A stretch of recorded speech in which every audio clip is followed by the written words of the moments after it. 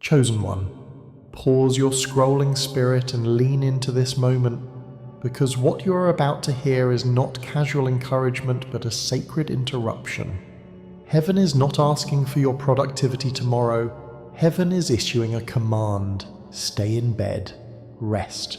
Do not negotiate with it. Do not spiritualize your exhaustion and call it dedication. Do not dress burnout in holy language and pretend it is purpose.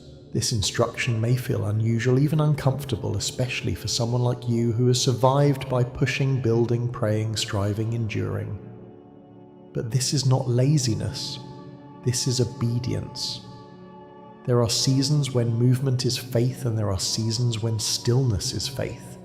Tomorrow is not a day for warfare. It is a day for surrender. If you resist this sacred pause, you risk delaying what is already scheduled in your favor. Rest is not retreat. It is alignment. It is compliance with divine timing. Before we go any deeper, take a moment to anchor this message. Like this video, subscribe if you feel the resonance, and in the comments write 99 as a sign of alignment and obedience, a quiet declaration that you trust the command even when it interrupts your plans. Now breathe, the sacred command has been spoken, and as you step closer to this appointed day, understand that tomorrow is not random. It has been circled in invisible ink long before you felt this exhaustion pressing on your bones. What looks like an ordinary date on a calendar is in the unseen realm a marked moment, a divinely appointed day. Not for launching, not for proving, not for conquering, but for ceasing. You've been conditioned to believe that breakthrough is earned through effort, that miracles respond to motion, that heaven blesses the busiest. But this mandate flips the script. Tomorrow your obedience will not be measured by how much you accomplish, but by how fully you rest. This is not a suggestion wrapped in gentle language. It is a sacred order. And orders are not given lightly. There are breakthroughs that only arrive when the door is closed. If you override this instruction, if you decide that your responsibilities are more urgent than divine timing, you may not lose the blessing, but you can delay it. Obedience is often the final key before manifestation. Many chosen ones miss their moment not because they lack faith, but because they lack stillness. They run ahead of their own miracle. Your body is not a machine, it is a temple, and temples are not left open 24 hours a day to constant traffic. There are moments when the doors must close for restoration, when the lamps are trimmed, when the floors are cleansed, when silence becomes the priest on duty. Tomorrow is a closing of the temple doors, a sacred lockdown. Think of it as spiritual quarantine, not isolation born of fear, but separation born of preparation. Surgeons require sterile rooms before performing delicate operations, in the same way heaven requires stillness before releasing certain upgrades. If you remain exposed to noise, to demands, to the expectations of others, you risk contaminating what is being installed within you. Obedience over hustle. You've hustled enough. You've prayed through tears. You've endured misunderstandings. You've carried responsibilities that were never truly yours. Now the instruction is simple yet difficult for someone wired for endurance. Stay, lie down, be still. Let the unseen hands work without your interference. You do not assist a sunrise by pulling on the horizon. You do not accelerate a seed by shouting at the soil. Growth often occurs underground in darkness and quiet expansion. Tomorrow is underground work. If you wake up and feel the urge to check your messages, resist it. If you feel guilt rising because you're not producing, confront it. Guilt is not the voice of God in this moment. Peace is. The temple is closed, the lights are dimmed, the restoration has begun. And in that obedience, something begins to shift. As the temple doors close, you may not see fireworks, you may not hear thunder, but beneath the surface, a recalibration is taking place. What you are entering is not a nap. It is a retreat engineered by heaven itself, a healing chamber disguised as your own bed. Complete recovery is rarely dramatic. It is subtle. It is layered. It is precise. Physical fatigue, emotional residue, mental overdrive, spiritual weariness. All of it has been accumulating like invisible dust. And tomorrow is not about scratching the surface. It is about deep cleansing. Heaven is orchestrating a cosmic reset. Imagine your spirit as an instrument slightly out of tune. You've still been playing, still functioning, still producing sound, but the frequencies have been strained. Rest is the tuning key, and the hands adjusting you are more skilled than your striving ever was. This is why distractions are forbidden. Phones create openings, conversations pull on your energy, chores give your mind permission to re-enter performance mode. Even small interactions can disrupt delicate healing. There are seasons for connection and service. Tomorrow is not one of them. Tomorrow is radical trust, radical surrender, radical faith. To rest when you could be working as a declaration. It says, I believe the outcome does not depend solely on me. It says, I trust the unseen process. It says, I am not the architect of my destiny. That is a powerful confession. Throughout Scripture, rest often preceded revelation. Before mountains shook, there were nights of solitude. Before visions unfolded, there were periods of withdrawal. The pattern is ancient. The wilderness was not punishment, it was preparation. The pause before the miracle is often misinterpreted as delay, but it is alignment. You may feel resistance in your thoughts, a whisper saying you are wasting time, that you are falling behind, that others are advancing while you lie still. That voice is urgency masquerading as wisdom. Do not obey it. Healing is fragile at first. Like a seed cracking open, it must not be trampled.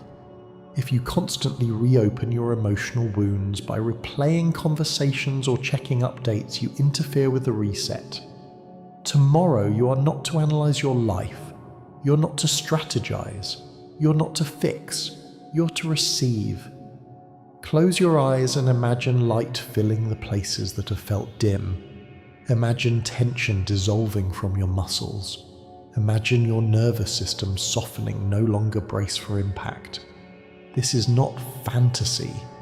It is participation in restoration. Rest is an act of war against burnout. It is rebellion against the lie that you must earn your worth. It is alignment with divine rhythm. Creation itself has cycles of work and pause. Even the earth tilts into night. You are entering night on purpose, and when morning comes, you will not look dramatically different. But something inside you will have shifted. Your clarity will be sharper, your reactions calmer, your spirit steadier, because heaven adjusted what you could not see. This is not weakness. This is strength under discipline. The healing retreat is not optional if you desire sustainable breakthrough. And as you settle deeper into this reset, you must understand one more crucial layer. Restoration must be protected. Which brings us to guarding the sanctuary. When restoration begins, protection becomes essential. A sanctuary is not defined by architecture, but by atmosphere. And tomorrow your room becomes holy ground, not because of incense or ritual, but because intention transforms space. Prepare your environment before you lie down. Set water beside you. Adjust the light so it feels gentle. Remove clutter that invites distraction. This is not superstition, it is cooperation. You are signaling to your mind and spirit that this space is dedicated to healing. Comfort is not indulgence in this context. It is strategy. Solitude is your ally, not isolation rooted in rejection, but chosen aloneness rooted in purpose. There is a difference. When you deliberately withdraw, you are not hiding from life. You are creating space for recalibration. Healing is delicate. It can be disrupted by noise, by arguments, by unnecessary obligations. Busyness feels productive, but it can sabotage obedience. If you ignore this instruction and fill the day with errands, calls and multitasking, you dilute the intensity of the miracle being formed. Some breakthroughs are like glass, strong when complete, fragile while forming. Guard the forming stage. That may mean silencing notifications. That may mean telling others you are unavailable. That may mean confronting your own discomfort with stillness. Many people fear quiet because it reveals what noise was covering, but revelation is part of healing. There are consequences to choosing busyness over obedience, not punishment, not wrath, but postponement. When you override divine timing, you create friction. You add unnecessary detours. You repeat lessons that could have been completed in rest. Hustle can become a subtle form of pride, a refusal to trust that God works without your supervision. Guard the sanctuary of this day as if it contains something priceless, because it does. Within this pause, seeds of clarity are germinating. Old anxieties are loosening their grip. Emotional knots are untangling. Strength is being stored for what lies ahead. You're not being sidelined. You're being fortified. The miracle is not always loud. Sometimes it sounds like breathing evening out. Sometimes it looks like tears you did not expect finally falling. Sometimes it feels like a heaviness lifting without explanation. Protect those moments. Do not rush them. Do not dilute them with distraction. When you honor this sacred command, you demonstrate maturity. You show that you understand timing, that you trust process, that you can close the door without fear of missing what is meant for you. Tomorrow is not about proving your devotion through effort. It is about proving your trust through stillness. Stay in bed. Rest. Guard the sanctuary, and let heaven finish what it quietly began. And as you continue guarding the sanctuary of your rest, something subtle yet undeniable begins to unfold within you. And this is where you start recognizing the signs of divine restoration through emotional and physical shifts that cannot be manufactured by effort alone, but can only emerge when heaven has been given uninterrupted access to your inner chambers.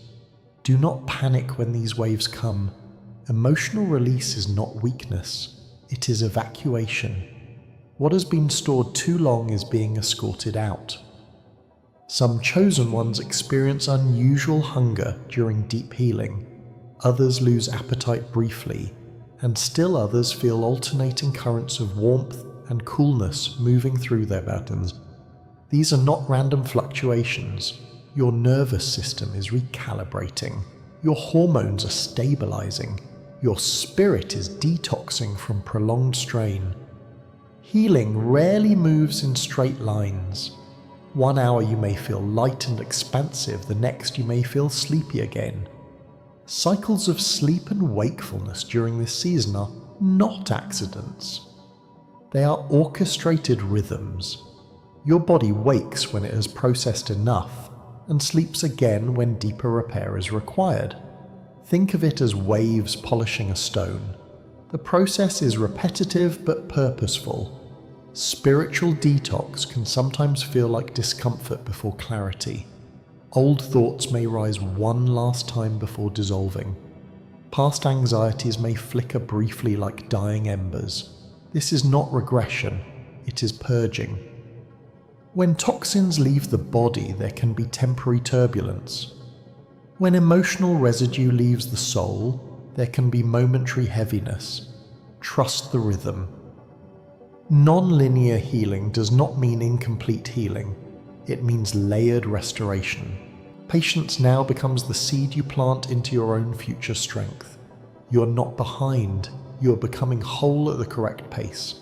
And as this restoration deepens, protection intensifies around you, because heaven does not begin sacred surgery without assigning guardians to the room. When you obeyed the command to rest, you stepped into alignment, and alignment activates protection. You may not see him with physical eyes, but many chosen ones report a steady sense of safety that feels larger than circumstance. Archangel Michael, known throughout sacred tradition as a warrior guardian, is not summoned by fear, but commissioned by divine order. During vulnerable seasons of restoration, shielding is intensified. Fear attempts to whisper when you are still. Doubt tries to test your obedience. Negative forces prefer distraction and exhaustion because they weaken discernment. But waves of unexplainable peace are the evidence that you are not alone. That calm that descends suddenly, that quiet assurance that everything is handled, that gentle heaviness that presses you into the mattress like a weighted blanket of safety. These are signatures of protection. You may sense a firmness in your spirit, a refusal to spiral into anxious thinking. That is not willpower alone, that is reinforcement. When obedience is honored, supernatural support strengthens it. The more you rest, the more guarded you feel. The more you surrender, the more stabilized your inner world becomes. Protection does not remove challenge from life permanently, but it does create a perimeter while transformation is forming. And within that guarded perimeter, tangible changes begin to appear in the physical body itself, signaling that restoration is not theoretical, but embodied. Renewal becomes visible evidence that your rest has not been passive but productive. You may notice your skin appearing brighter, your eyes clearer, your posture subtly adjusting without conscious effort. Stress ages the body quietly, but restoration reverses that wear. Youthfulness here is not about vanity, it is about vitality. Muscles that felt tight begin to loosen.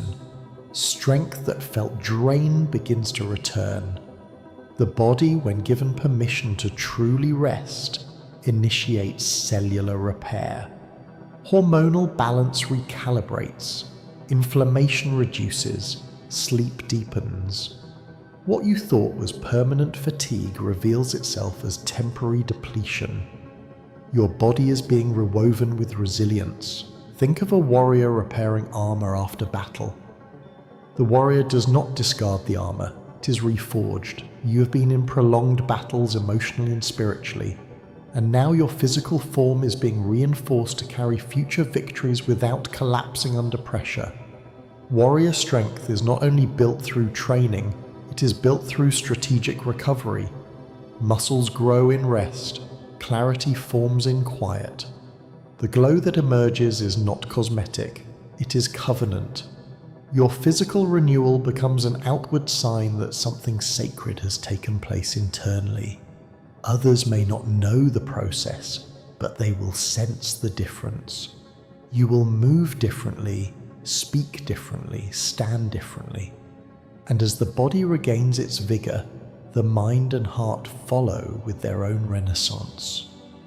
Thoughts that once felt tangled begin to untangle themselves. Clarity does not arrive with noise. It arrives like fog lifting from a landscape. You suddenly see connections you could not see before. Decisions that once felt overwhelming feel manageable.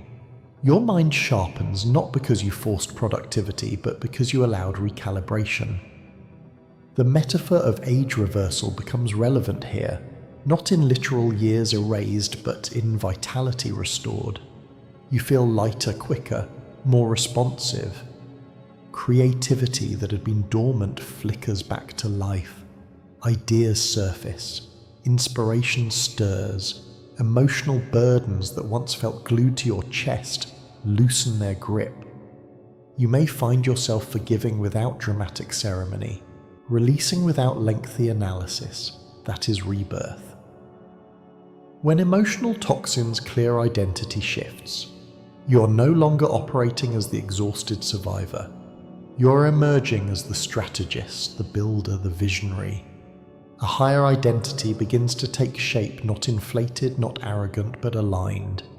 You begin to sense that the version of you stepping forward is not patched together, but reconstructed with intention. And this rebirth is not the end, it is the threshold to something explosive. Restoration is not the final destination, it is the gateway. Once the internal systems are stabilized, destiny accelerates. You may notice doors opening that once resisted you, conversations shifting in your favor, opportunities aligning with your strengths rather than draining them.